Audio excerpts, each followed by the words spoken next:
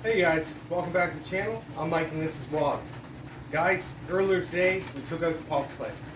Guys, this is a Trek 60 by Pelican, like the bird, and it's quite large as some people would think for a pulk sled, but for me and my loadout, it's just the right size. So earlier today, Sarah and I went out for a stroll that felt like a hike. I'm going to call it a hike because my legs are killing me. I feel like it was like all leg day this week, right? But that being said, we had some beautiful footage, so please check that out. It was just a beautiful day. Great snowfall last night. Trees were covered in it. You guys, you're going to love it. So I showed you my loadout of my pulk sled, and I've given you sneak peeks at this before, but I've never quite shown it to you. And guys, this piece of kit here is one of my favorite things I own, so I feel like I need to show you this. And I got mine decked right out. So without further ado, we'll get into this and let you guys see this. So I'm going to set it down because this feels awkward, and we'll start moving our way through this. As you see, it's fairly light. So what have I done to this bad boy? Well, guys, I put a runner kit on it. I've done a bungee mod. I have a pole system for it. I got a molly panel for it. So I've done just about everything besides put a brake on it. Now I've thought about putting a brake on it several times. What they're good for is when you're climbing a hill, they won't go backwards. It's a brake. Besides that, when you're moving along, it just stays flat, and when it tries to go back, it locks in place. So that's something I've thought of, and of course I can do it. The more you add, the more weight you got, right? That's kind of what happens. This doesn't weigh much of anything at all, honestly. And today I had it loaded out with a 35-pound bag, a 12-pound bag, a 3.5-pound wool blanket, sleeping pad, and extras, okay? So that being said, let's call it 50 pounds to be safe. It could be more than that, but we're going to say 50 pounds. So 50 pounds on your back, going through the woods in the wintertime after snowfall, I don't know if you guys know, but it's pretty hard to do. And what this does is alleviate all that pressure. So normally, something this size you see towed down a snowmobile, really, right? I've seen lots of fellas make ice fishing setups with them and stuff, but guys, in all honesty, at my old age now, I'm not even that old, but as I get older, the idea of hurting and maiming things for sport just doesn't do it for me, so I don't fish anymore and I don't hunt. Will I if I have to? Absolutely. I've already done it. I know what to do. I just prefer not to. So I'm going to get into some of the mods in this right quick after I just spilled that out. And just so you guys can see. So guys, I did a lot of research. Sarah picked this set up for me one morning. Our local Walmart had these on sale for $90 at the time, I believe it was. No, it went down, didn't it? It was like 70 bucks, I think. And, price out a Trek 60 right now and see what you get, right? And you'll understand why she picked it up for me. But I was in there sulking because they only had a couple left, and she snuck out on me with one of the children and came back with it. But she thought I should have it because I am a bug out connoisseur, so to speak, and you need a pulk sled, guys. So I do have a cart that this sits on. It's one of your kids' bicycle carts that holds up to 90 pounds. And this sits perfectly in the slides of it and gives me 2 wheels if I need that. It looks a little odd, but it works. Anyway, that's beside the point. So guys, I've seen all kinds of different ways to do different things to this, and I'm not telling anyone they're wrong, and I'm not saying I'm right, of course, right?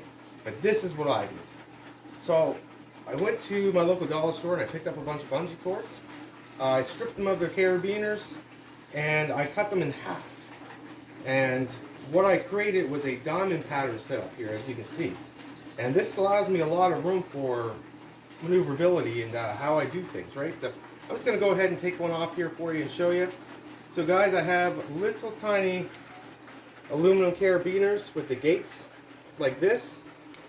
After I showed another group I'm dealing with my carabiners, he's like, those things freeze up like sin. So your classic carabiner with the lock and stuff, apparently they really freeze up. I haven't had this out in sub-zero temperatures. Well, I have, but I didn't have it strapped. And apparently these are the way to go. So I got a nice little black ones just to make a matching kit. So, see that? You take that off of there, you unhook this one,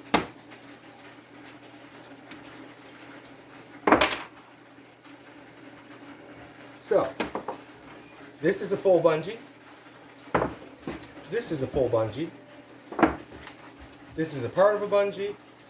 And this to this creates that way. And this to this creates that way. So I don't know if you guys tell, that's pretty slick, isn't it? And you see the surface area that's covered this way. So you could go ahead and, these don't come pre-drilled or anything, guys, but they do give you beautiful spots, and as you can see with mine, it worked out. We got an outie, an innie, and an outie. And see how well that worked out for this particular setup? Really cool, eh? I've seen some guys just drill a bunch of holes down the side and run ropes this way and attach everything via that route. That wasn't for me.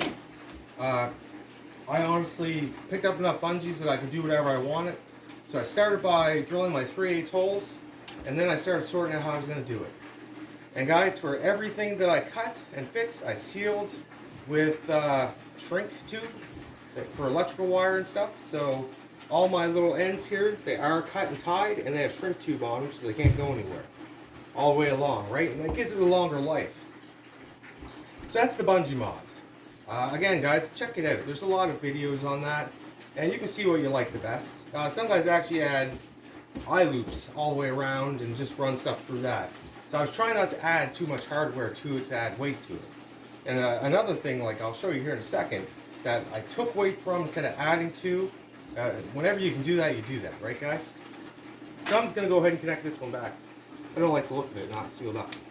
So this little guy here in the middle, actually, guys, I'll make a point of that.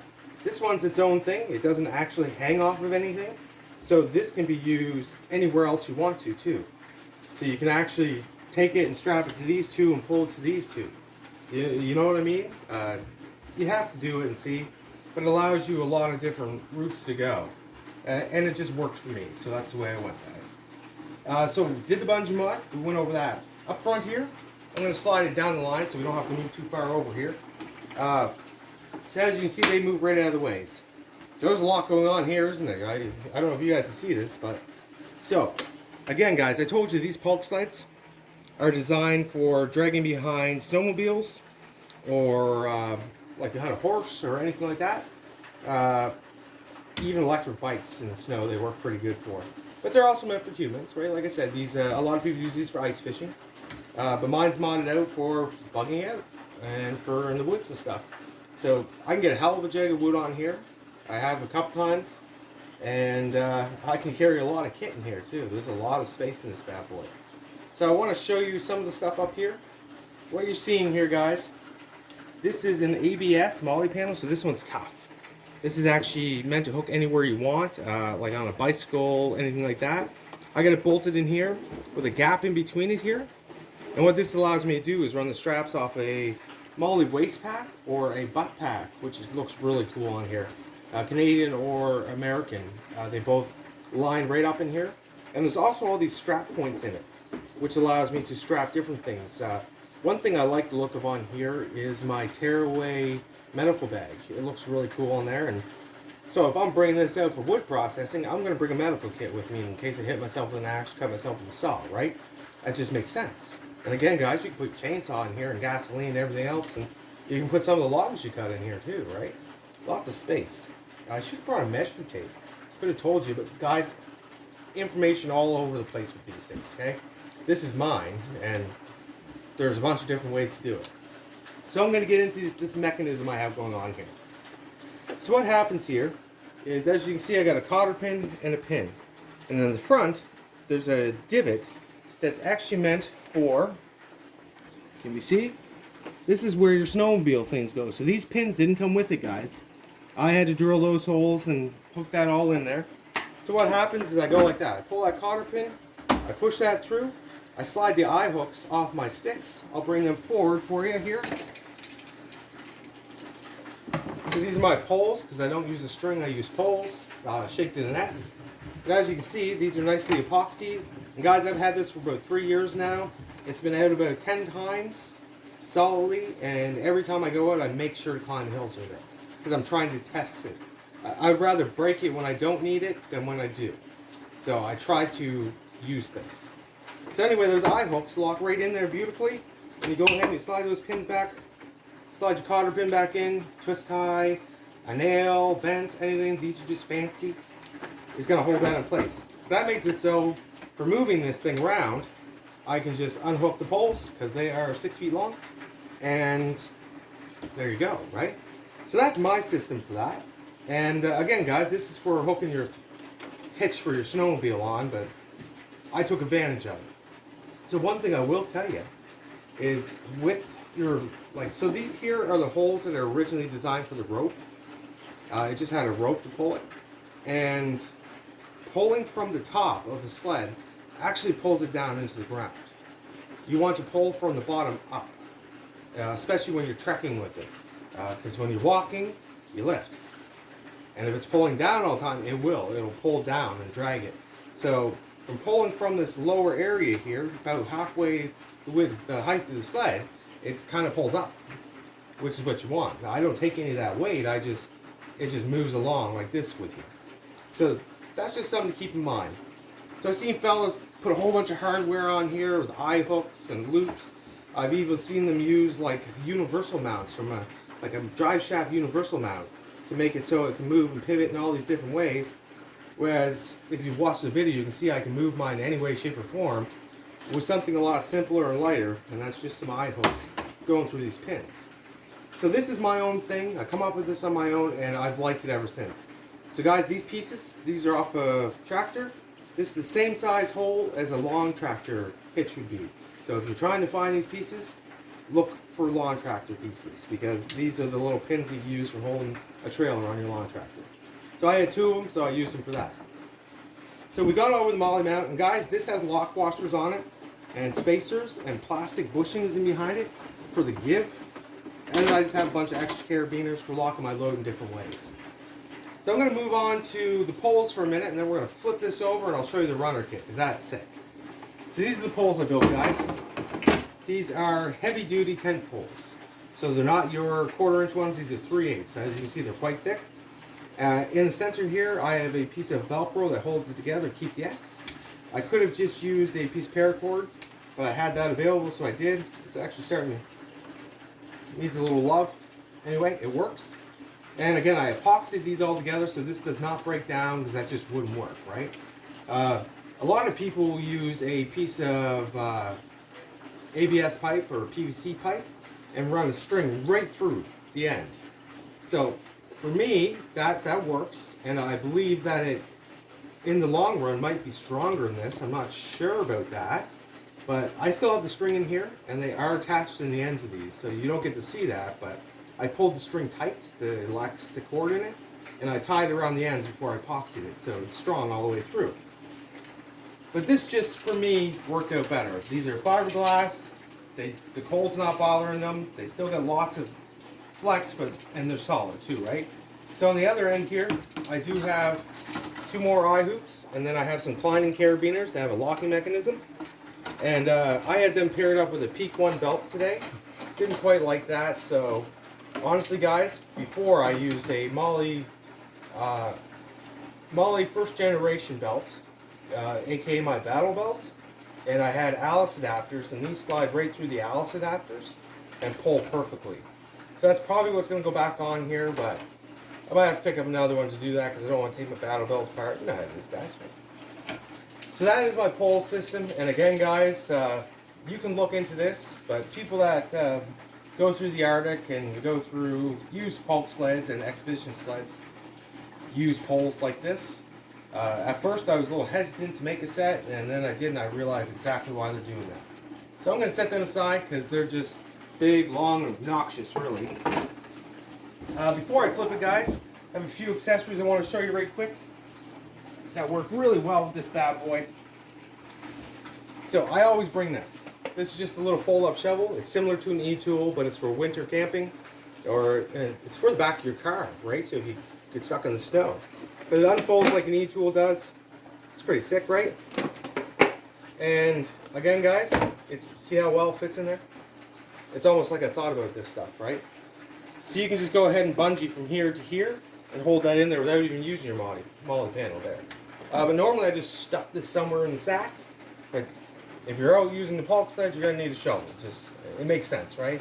For digging your campsite, let's throw that all on it. Guys, this is the actual cover designed for the sled.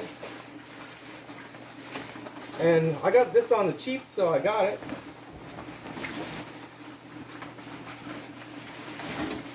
I loved Amazon Prime Days. And you remember, guys, it can really help sometimes. So as you see, it goes on there beautifully. She's not snugged up or anything like that. And at the back here, there's a draw. Give her a pull. Space it. So, as I said earlier in my previous video, this does fit over my mound of baggage that you've seen there. So you see the gives there, right? Just wanted to show you that so you didn't think I was just blowing smoke up your ass. So again, this is the matching one that goes with this sled. It works beautifully, and guys, it's waterproof, which is quite nice, right? But yeah, so that's that. That's a cool accessory to have. You don't want your sled filling up with snow and stuff, right, guys? But here it is, guys. This is the runner kit. So this kit comes with everything you need, all the hardware. The only other thing you might need is a heat gun or a hair dryer. So I did mine in the house. It was plenty warm, so a hair dryer was more than enough to give a melt. So what you do is you start at the top here, you heat this up as you go along, and then all of a sudden it's laying flat again, and you put your screws in from the other side. It gives you all the numbers, you have to have your own drill bits, but you know, they're pretty basic sizes. And this saves your sled from getting ruined prematurely, is what it does. So in the videos that I posted, Sarah and I had to walk for 10 minutes on concrete walkways to get to where we were going. And if I were to drag that load out on this plastic sled like that, I could probably only do that about 50 times and the sled would be wore right out. And these runners give you 100 times that. They are solid. They are hard stuff. And they even have a little red lip in them to give you a warning when it's time to replace them, right? So again, they'll just screw off and unbolt, get a new set, right? They're not getting any cheaper, to be honest with you. But let's slide it down here. So you can see the wear that I put on the sled before I put the runner kit on. And this is what was happening. It was eventually just going to wear right through the bottom of my beautiful pulk sled. So I had to have these. And as you can see, they have a groove here for them. There's nothing fancy about it. And this really took the heat today, guys. I was impressed because not only does it protect the bottom of your sled, there's a lot less surface area here rubbing against the ground. So you're only rubbing these 3 spots, not the entire surface of the bottom of the sled. And even that's rough, so you ought to try it without them. It's a little rough. So yeah, that's a mod that sometimes costs you as much as the sleds do, which is crazy. Guys, I think I paid $50 for these, which is a lot of money for some piece of plastic. But the sled, at a regular price, really makes that worth it to me. And after I've done all the modifications and stuff to it, I really want this to last me a long time. And again, guys, this is like year 3, I believe. I'm looking at Sarah to see, because she keeps me honest here. So, yeah, so year 3, used it lots, still lots of life left in it, of course. And now with these runners, it's going to last for about forever. So guys, I think I went over everything. You had a full look around there. She looks pretty sick, huh? I think it does. And she took that Jag on today like you wouldn't believe. And so please check out those videos. And I'm going to stop this video there because there's not much more to talk about. This is a beautiful setup and you'll see it in those videos. So have a look, guys. Remember, guys, like and subscribe, and we'll see you next time.